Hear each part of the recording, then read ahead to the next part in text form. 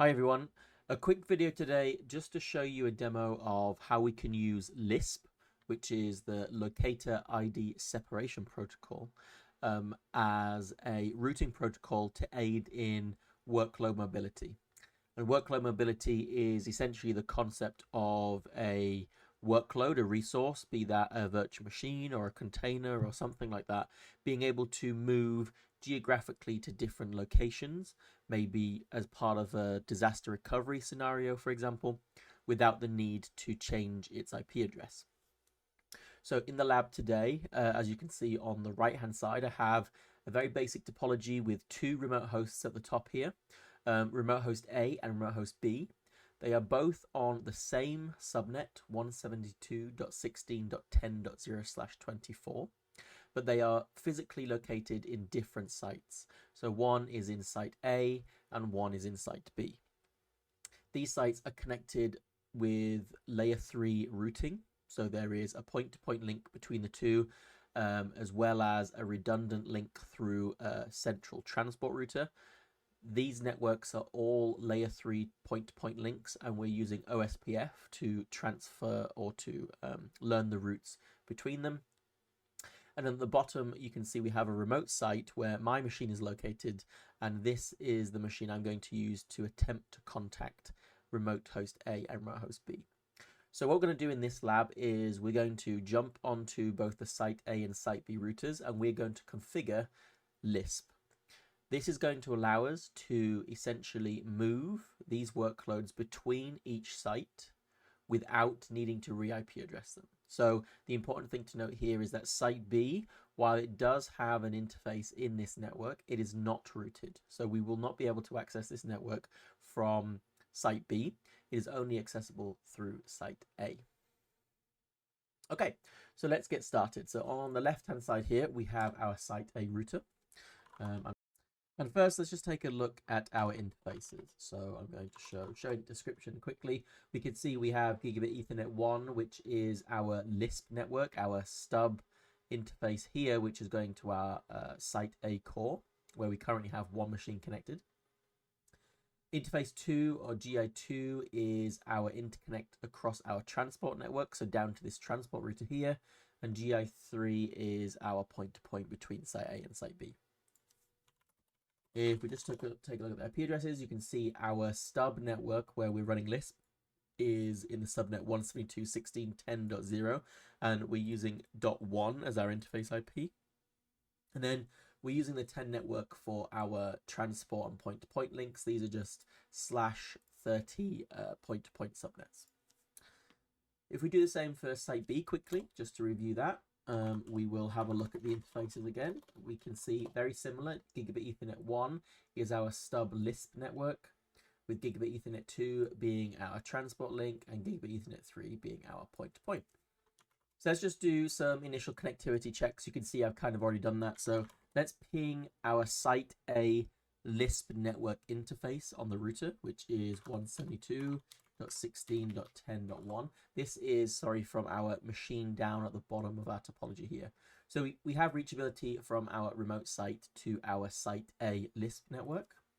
If we try and ping .2, you'll notice we don't have reachability there. That's because we're not advertising the network from site B currently, and we do not have LISP operational. So we're not going to be able to ping the interface in site B or the remote host in site B currently. Let's try and ping remote host A, which is currently in site A. That's 172.16.10.10. And you can see we do have reachability there. So we have reachability to half of the network. We don't have reachability to the other half. And in order to establish that reachability, we need to enable LISP.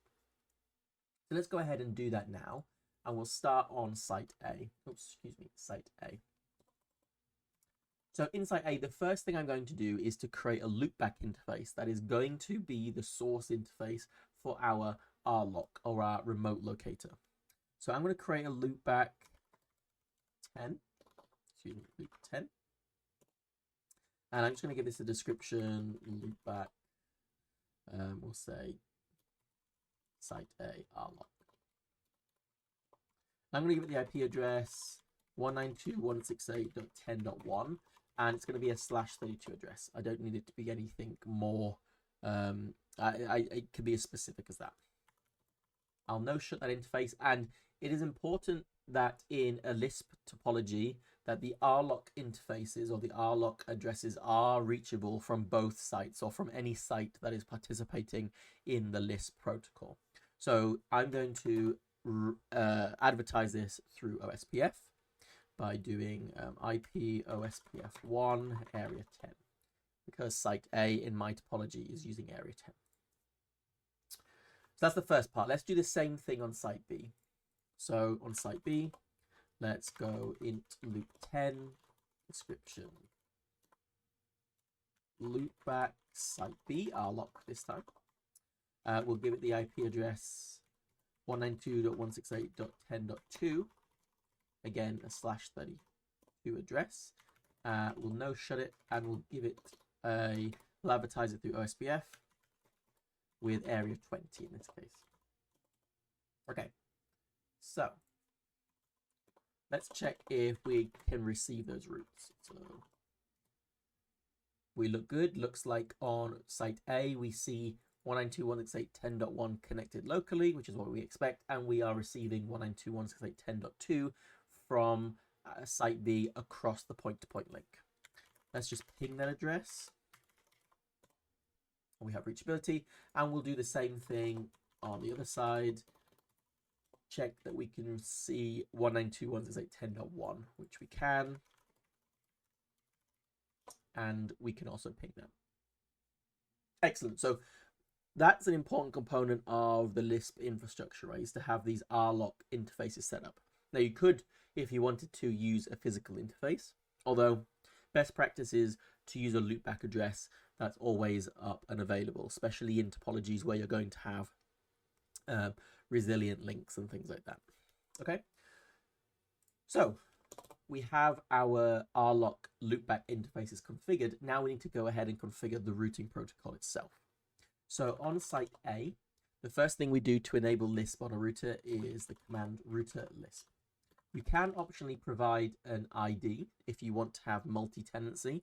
We're just going to leave it blank, which will use the default instance of 0, or the default ID of 0. Now, because this isn't a multi-tenant setup, we're just going to use the default routing table to advertise and manage our Lisp infrastructure. So I'm going to say locator table, default, the default table. And then the next thing we need to do is set up our locator set, which is basically identifying our site, if you like. So I'm going to type the command locator set, and I'm going to give it a name, which in this case will be site A. Site A being obviously the site that we currently are on. Now the next thing we need to do is set the rlock interface that is going to be responsible for this locator set. So to do that, I'm going to use the command IPv4 interface loopback 10.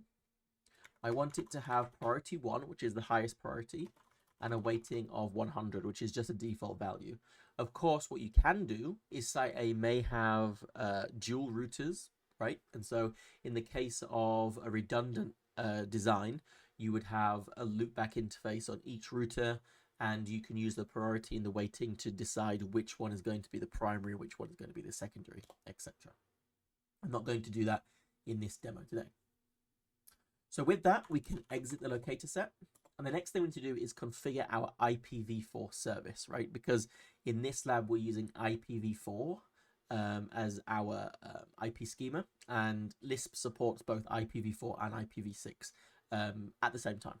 Today, we're just going to be using IPv4. So I'm going to jump into the IPv4 service. And now I need to configure site A with the Lisp features, if you like, that I want to host here. So firstly, I'm going to set the ITR map resolver to the IP address of my loopback interface I just created. So site A in this topology is going to be acting as the map resolver and the map server for this Lisp infrastructure.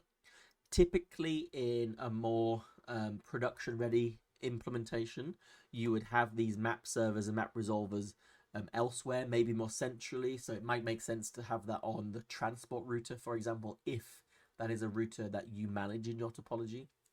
And typically you would have more than one of those. But for this simple topology, I'm just going to put all of the map resolver and map server services on the site A router. So it's only site A and site B that are going to be participating in this Lisp topology.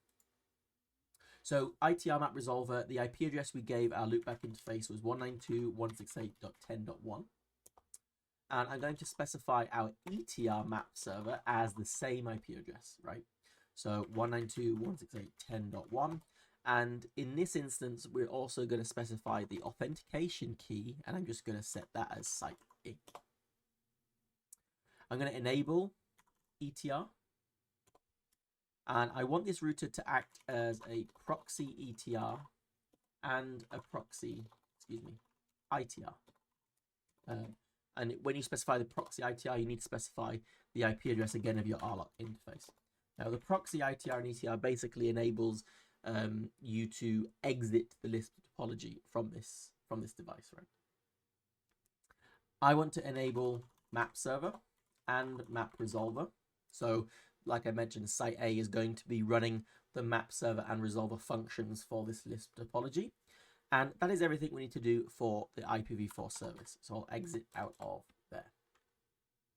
Next, I'm going to configure my Lisp instance. So I'm going to say instance ID 0, dynamic EID. This is where we give each subnet or each interface, each network that we want to participate in the Lisp topology, a unique reference, right? So I'm just going to say subnet 10 because I'm using 172.16.10.0. And I'm going to specify the database mapping as the subnet that is hosted there. So 172.16.10.0/24. And I'm going to map it to locator set site A, which is what we created up here. So essentially what we're doing is what we have done so far, I should say, is we've configured site A as our map server and map resolver function for our Lisp topology. We created a locator set definition and said that loopback 10 is going to be the interface that is advertising and receiving map resolving requests for this site. Then I created an instance and said, hey, I want this subnet 172.16.10.0 to participate in this Lisp topology, and I want to use the locator set that I previously defined, which includes that loopback interface. So I'll say locator set equals site A, and that's everything we need to configure in that instance. Now, let's go back to service IPv4 under the instance ID. So we're still in the instance ID here. So this is kind of a sub configuration of IPv4. And here I'm just going to say, please use the default EID table. Again, because we're not using a VRF in this instance. Now you'll notice that has brought up a new interface on our router, Lisp 0. The next thing we need to do, because this is the map resolver or map server router, is specify the sites that we want to be able to manage through this infrastructure. So I'm going to create a site called site A. Site A is going to have an authentication key, and the key will just be site A. And then it's going to hold the EID record for 172.16.10.0/24, but it will accept more specifics. Okay, so this is an important command here because when we advertise the individual interfaces, the individual devices, IP addresses within Lisp, they will be a /32 network. So in order for them to be advertised correctly, or for those to be accepted, we need to use this accept more specifics function here. So I'll enter that, and then we can exit the site. And I'll also define the site for our remote site, site B, and the authentication key for site B will be just site-B. I'm not going to specify any EID record there because site A owns the EID record for this site. Okay, so that is the configuration of the Lisp routing protocol. Sorry, a second. Okay, we'll just do exit. The last thing we need to do is configure the interface that will be participating in the Lisp network. There is a command that we need to add there for it to participate correctly. So in our case, that's gigabit Ethernet 1.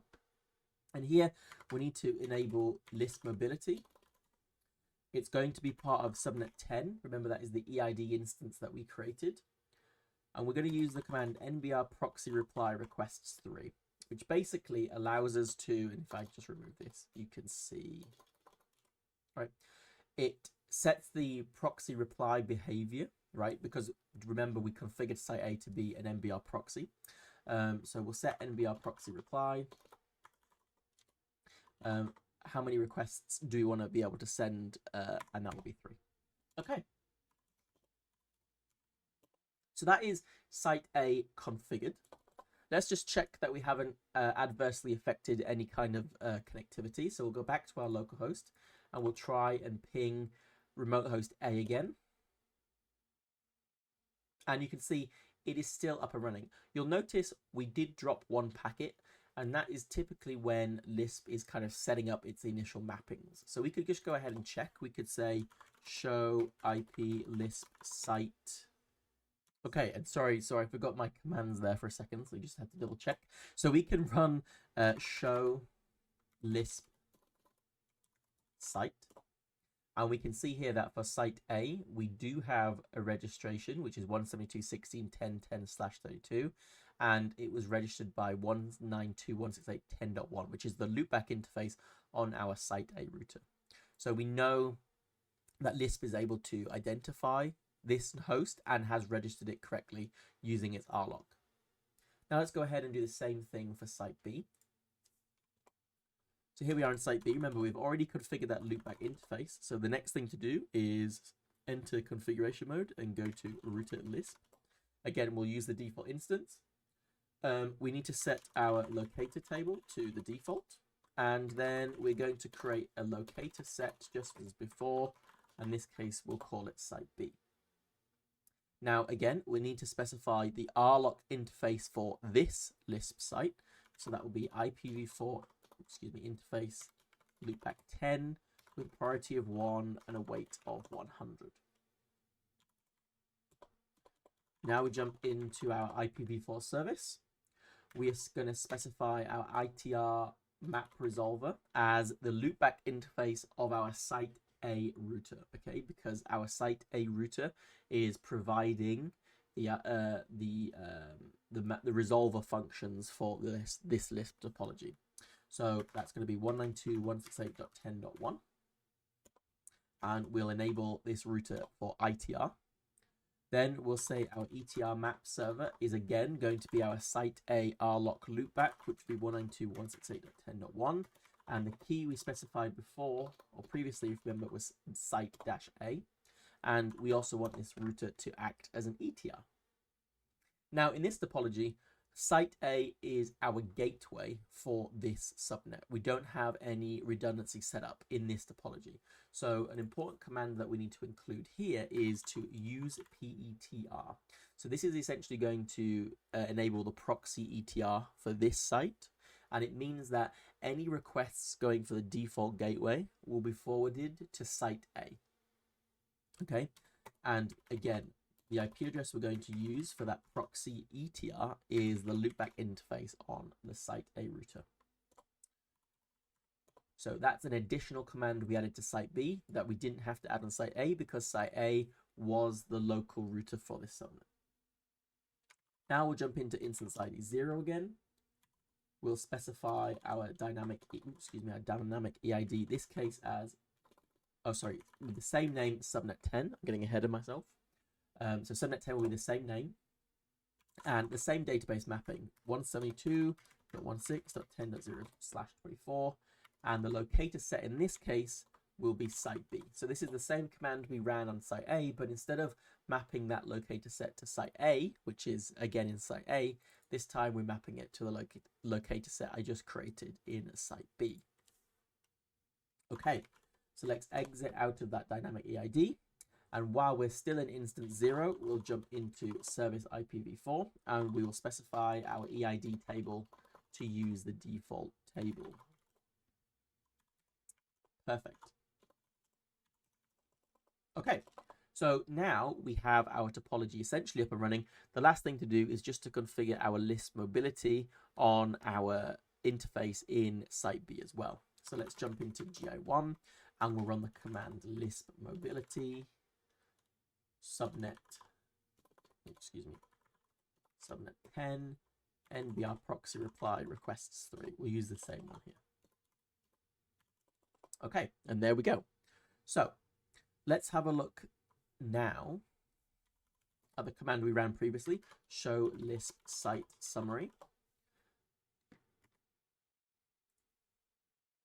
Excuse me, or we can run show LISP site even. And you see, currently we have nothing registered here. In GNS3, we do have a couple of quirks when it comes to ARP, and LISP does use ARP to detect the endpoints. And also our remote devices, they're not doing anything, right? So they're not talking, they've not generated any traffic yet. So there hasn't been anything registered. So let's go to our remote host B, and we're going to ping 172.16.10.2, which is the interface on our site B router for this local subnet. And we'll see if we have a response. We do have that response. We did have a timeout, and I'm expecting that to be while site B router is building the LISP topology. So let's go back to site B, and we'll show LISP site A again. Sorry, we'll go to router on site A and show the LISP site. And now you see we have 172.16.10.20 registered that is coming from 192.168.10.2, which is the RLOC interface on our site B router. So where previously our localhost, our remote device down at the bottom here in our topology, could not communicate with site B, let's now try and ping .20.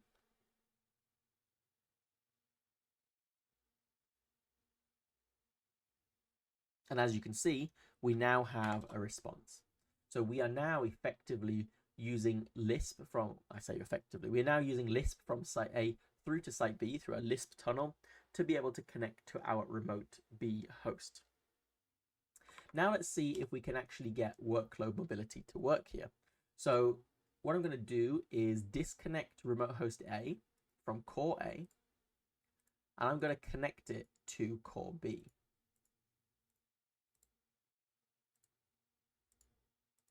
There we go. So now we have remote host A on core B. Now, I think when I did this testing, because I'm using a VPCS node, I actually do have to reboot this to get it to pick up the new config. If I ping the .2 interface, I take it back. In this case, it is working. So now I'm able to ping the .2 interface on our site B router. Let's have a look and see how our LISP topology changed. Now you can see that the EID prefix 172.16.10.10, which is the IP address of our remote host A, is now being learnt from 192.168.10.2, again, which is site B. So let's see if we can keep pinging .10.